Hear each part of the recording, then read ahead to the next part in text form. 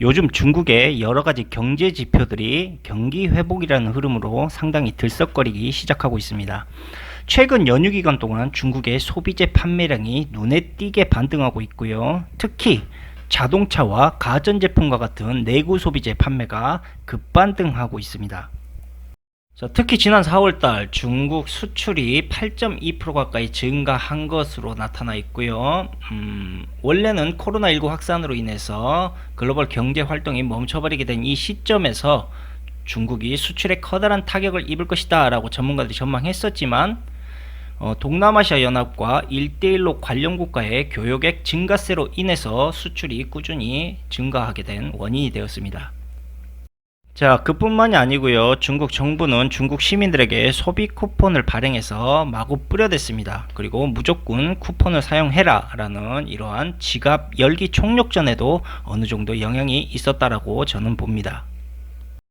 자, 그렇다면 중국의 이 경제 지표가 반등하기 시작했다는 의미가 앞으로의 세계 경제가 회복된다라는 그러한 긍정적인 신호일까요? 자, 이 부분을 한번 분석해 보도록 합시다. 자, 불과 몇 달 전만 해도 중국은 코로나 바이러스가 가장 처음으로 창궐했던 지역이고 또 가장 먼저 사라지기 시작한 나라이기도 했습니다.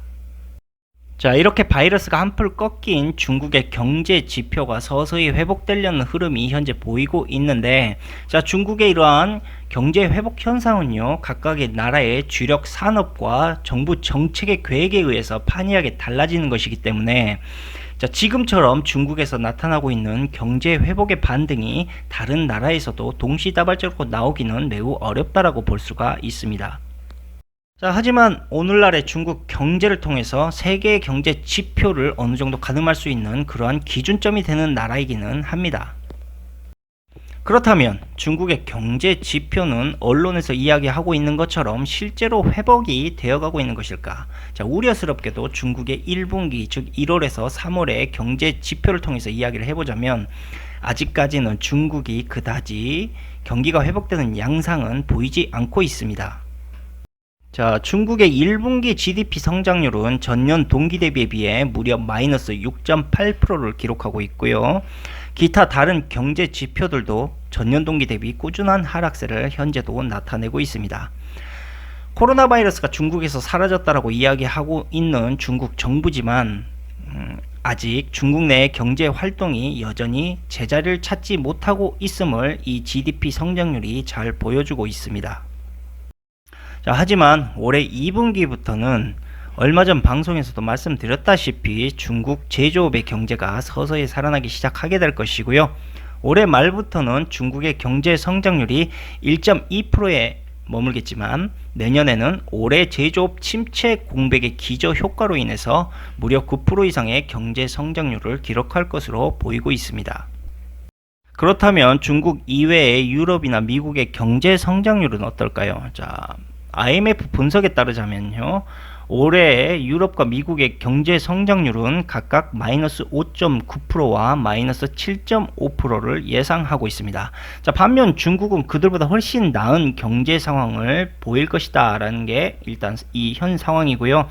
미국 재무부는 코로나로 인한 미국의 경기 침체를 완화하기 위해 올 2분기에 역대 최대인 2조 9,990억 달러, 즉 우리나라 돈으로 3,675조 원을 차입하기로 합니다.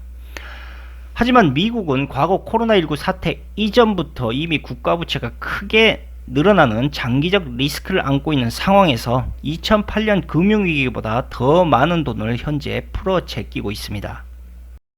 그리고 코로나 경기 부양책으로 인해 미국의 총 재정 적자는 25조 달러에 가까워지고 있는데 이번 부양책이 과거 금융위기와 같은 효과를 볼 수 있을지는 여전히 미지수라는 겁니다. 자, 이게 효과가 미미할 수밖에 없는 이유가 금융위기 때는 돈의 경색으로 인한 문제였기 때문에 돈을 풀게 되면 당연히 소비가 촉진되는 그러한 결과를 얻을 수가 있었겠지만 코로나 전염병 사태 같은 경우는 돈의 경색과는 아무런 의미가 없기 때문입니다. 그래서 소비를 촉진시키려고 하는 가장 이 획기적인 방법 중에 하나가 바로 우리가 비대면 구매, 즉 온라인에서 제품을 사고 구매하고 판매하는 이러한 상황을 만들어낸다라는 거죠.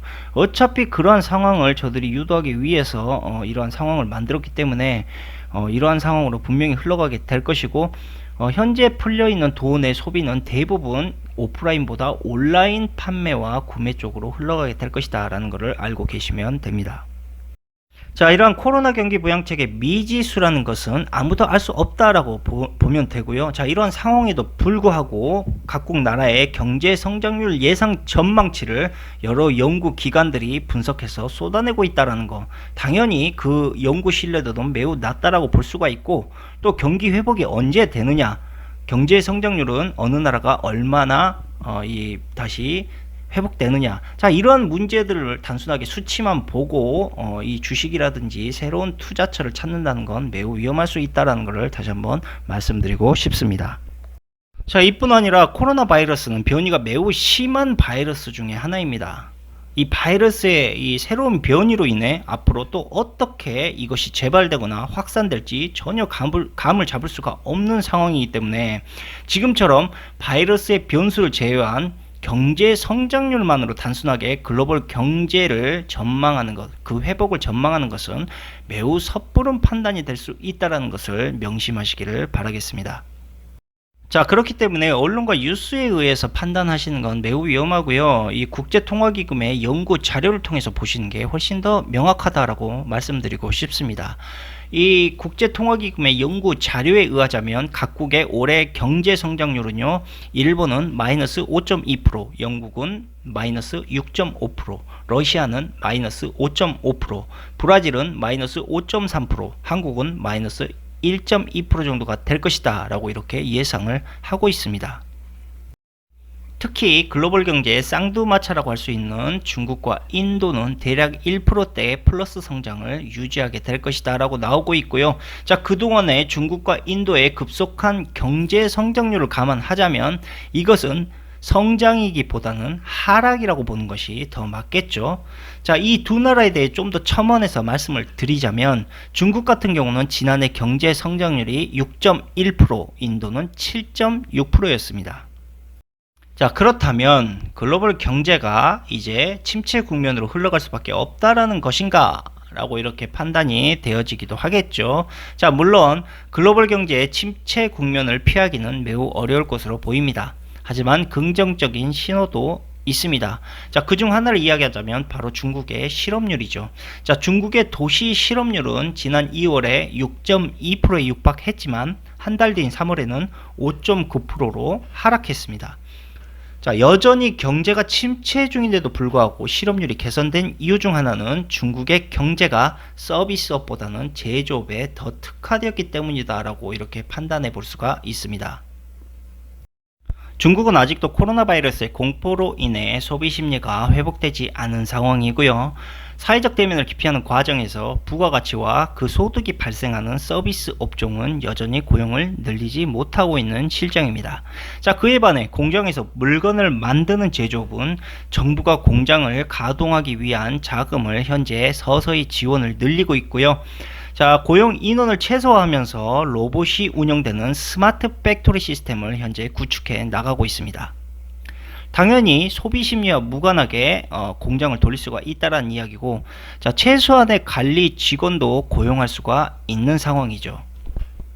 자, 그렇기 때문에 현재 중국의 실업률 호전은 바로 스마트 팩토리 제조업 계획을 기반한 경제 시스템을 가동하기 위한 상황에 이 최소한의 고용 인원들이 현재 투입이 되고 있다라고 볼 수 있고요. 이것이 장기적으로 상당히 긍정적인 영향을 줄 수 있을지는 여전히 미지수입니다.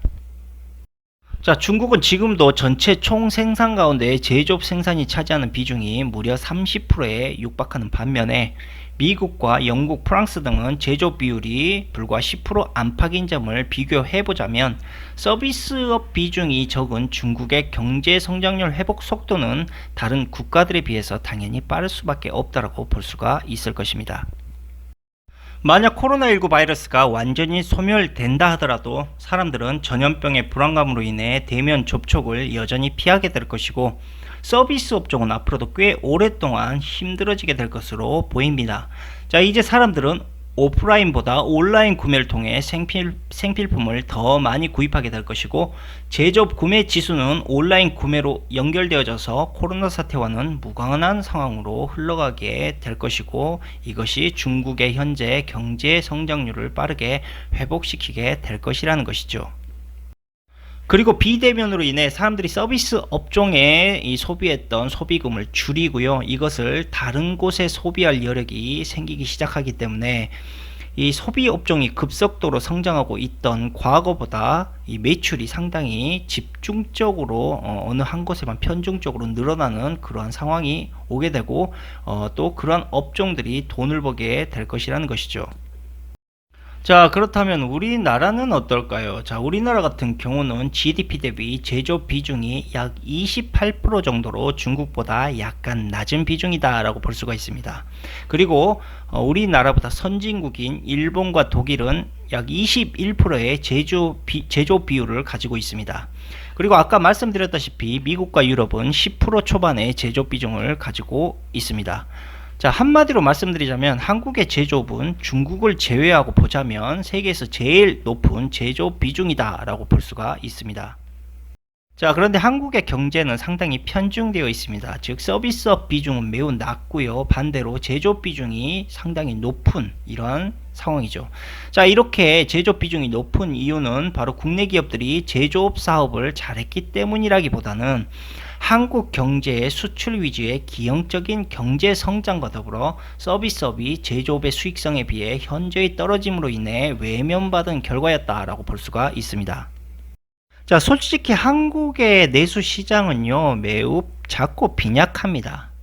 대기업들이 당연히 국내 서비스 사업보다는 글로벌 수출을 겨냥한 제조업에 더 큰 이익과 가치를 둘 수밖에 없었던 경제 구조를 가지고 있었다는 거죠.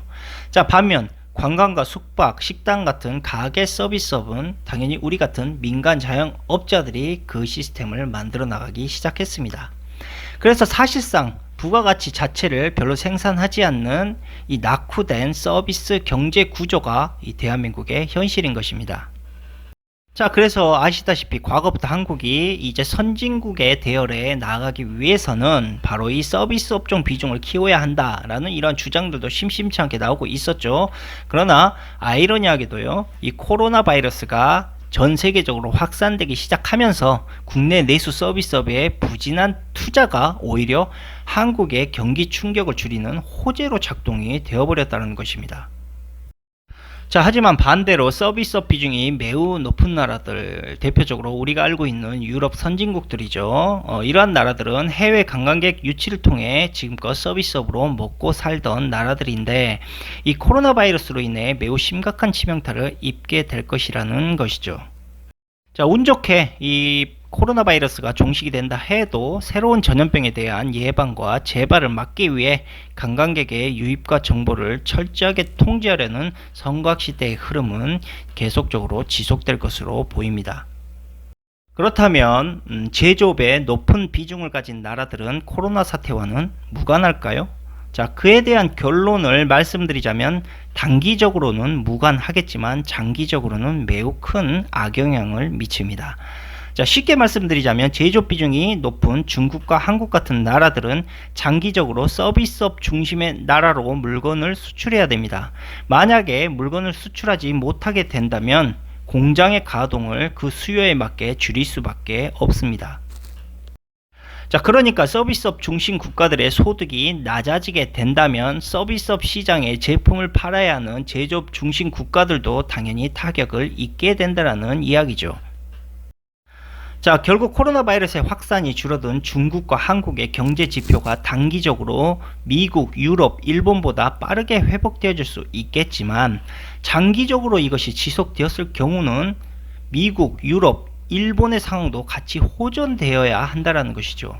만약에 같이 호전되지 않는다면 수요와 공급의 법칙에 의해 한국과 중국의 제조업 가동률 역시 다시 떨어지게 된다는 것입니다. 자, 만약 그렇다면 코로나 바이러스가 세계 종식이 선언되고 미국과 유럽 등의 서비스업 중심 국가들도 이 서비스업이 살아나게 된다면 경기가 다시 V자로 반등할 것이냐라고 물으신다면 물론 그랬으면 좋겠지만 이 모든 악재가 사라진다 해도 여전히 장기적인 침체로 흘러갈 가능성이 매우 크다라고 저는 결론을 지을 수 있겠습니다. 자, 코로나는 말씀드렸다시피 독감처럼 변이가 매우 심하고 계절에 따라서 사라지지도 않습니다. 그리고 다시 확산될 가능성이 매우 높아요. 그리고 코로나의 심각성에 대해서 언론에서 지속적으로 방송을 하기 시작하면서 사람들은 이 코로나의 공포와 경각심이 여전히 사라지지 않고 남아 있습니다. 자, 그렇기 때문에 서비스업이 다시 살아나게 된다 해도 예전과 같은 화랑기를 누리기는 매우 어려울 것이다 라고 볼 수가 있고요. 또한 서비스의 대표격이라고 할 수 있는 관광시설과 항공사 신규 투자, 이것도 당연히 축소가 되겠죠. 그래서 워렌 버핏이 항공주를 매각했다라고 제가 말씀을 드린 겁니다. 자, 마지막으로 정리를 해보자면 이 현재 중국의 실업률은 줄어들고 있고요.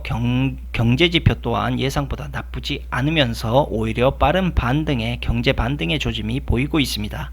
자, 하지만 이것은 중국 고유의 제조업 특가에 따른 일시적인 호재인 것이지 중국과 다른 체제를 지닌 국가들, 즉 글로벌 경기의 호재는 아니라는 것을 우리가 알고 있어야 됩니다.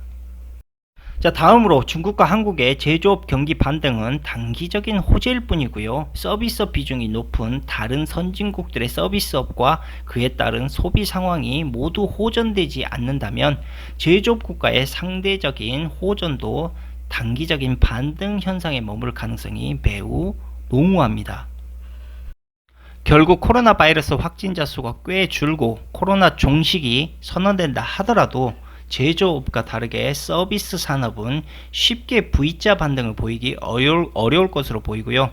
제조업 역시 서비스업의 수요와 공급의 법칙에 의해 장기적인 U자형 경제 성장을 보이게 될 것이다 라고 말씀드리고 싶습니다. 자, 그리고 각국의 글로벌 정부가 현재도 막대한 재정을 투입하며 경기 부양에 나선 것은 코로나로 인한 세계 경제 위기가 그만큼 심각하기 때문일 것이다 라고 보고 있는 것이고, 자, 이로 인해 기업 줄파상과 실업자 양산 등 이 실물 경제 파탄을 일단 재정으로 풀어서 막아보려고 하는 시도 자체는 좋았지만, 자, 이로 인해 무분별한 국가 재정 지출은 나중에 큰 후유증을 남기게 될 것이다 라는 것도 우리가 분명히 알아야 합니다. 자, 무엇보다 국가 채무가 급증하게 될 것이라는 것인데 이 코로나로 인한 국가 채무는 조삼모사와 같습니다. 단기적으로 매우 달콤한 경기 부양책이다 라고 이렇게 생각하기 쉽겠지만 장기적으로 그 책임을 우리와 같은 시민들에게 돌려 개개인이 짊어져야 할 채무의 무게를 더욱더 가중시켜버리는 그러한 무책임한 행위이자 영원히 갚을 수 없는 채무를 만드는 그러한 함정을 만들었음을 우리가 결코 잊어서는 안 됩니다. 자, 그러니까 코로나 경기부양책이라는 명분으로 인해 우리에게 선택의 여지가 없이 강압적으로 떠안아야 하는 국가 부채는 결국 저들이 여러분들의 의사와는 상관없이 손과 발을 강제로 묶는 행위였음을 우리가 분명히 알아야 한다는 거고, 자, 만약 지금의 부채를 우리 세대가 갚지 못한다면 이것은 그대로 후손들에게 물려져서 후손들까지도 그 지금의 이 빚을 떠안아서 갚아야 하는 그런 고도의 사기 수법이라는 것을 잊지 말라는 그러한 이야기죠. 자, 현재 코로나 경기부양책 조치로 인해서 안 그래도 심각한 채무로 몸살을 앓고 있던 각국의 나라들은 이제 더욱더 감당하기 힘든 국가 부채를 양산하기 시작했고요. 결국 이 과도한 채무는 국민들이 모두 갚아야 하는 그런 상황이 온 것이라는 그러한 이야기죠. 그리고 이 금융 엘리트들은 도대체 왜 이렇게까지 막대한 부채를, 각국의 나라들의 부채를 달러를 통해서 늘려나가고 있느냐, 도대체 이 부채를 어디에 이용하려고 하는 것이냐 라고 물으신다면 바로 지금 각국의 국가 부채를 이용해서 저들이 디지털 화폐를 주도적이면서 독점적인 시스템을 자신들의 권한으로 가져오려고 하는 것이죠. 즉, 각 나라의 빚을 통해서 저들이 그 빚을 이용해서 자신들이 다시 한번 화폐의 주도적인 시스템을 가져오려고 한다라는 그러한 이야기입니다. 아무튼 이번 코로나 사태로 인해 급등한 국가 부채, 그리고 그로 인해 현재와 미래의 사람들은 이것을 결국 갚을 수 없는 금융 지배자들의 본격적인 돈놀이의 노예가 되어버렸다라는 것을 말씀드리고, 자, 이 부채를 이용해서 이제 우리는 새로운 화폐를 사용할 수밖에 없는 상황이 오고 있다라는 것을 말씀드리면서 오늘 방송을 마치겠습니다. 감사합니다.